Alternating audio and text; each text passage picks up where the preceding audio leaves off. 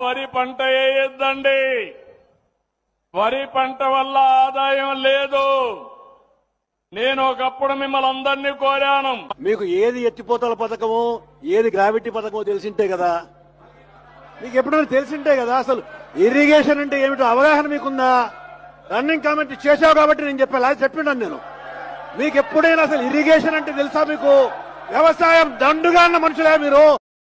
వెంటనే చెల్లించాలి రైతులకు మోందా తుఫాను నష్టపరిహారాన్ని వెంటనే, మోందా తుఫాను నష్టపరిహారాన్ని వెంటనే ఆదుకోవాలి. వరి రైతులను వరి రైతులను వరి రైతులను ఆదుకోవాలి. పత్తి రైతులను ఆదుకోవాలి. పత్తి రైతులను ఆదుకోవాలి. మిర్చి రైతులను ఆదుకోవాలి. మిర్చి రైతులను ఆదుకోవాలి. మొక్కజొన్న రైతులను ఆదుకోవాలి. మొక్కజొన్న రైతులను తుఫాను వల్ల తీవ్రంగా నష్టపోయిన రైతులను తుఫాను వల్ల తీవ్రంగా నష్టపోయిన రైతులను తుఫాను వల్ల తీవ్రంగా నష్టపోయిన రైతులను ఆదుకోవాలి. రైతులను ఆదుకోలేని కూటమి ప్రభుత్వం రైతులను ఆదుకోలేని కూటమి ప్రభుత్వం రైతులను ఆదుకోలేని కూటమి ప్రభుత్వం రైతులను ఆదుకోలేని కూటమి ప్రభుత్వం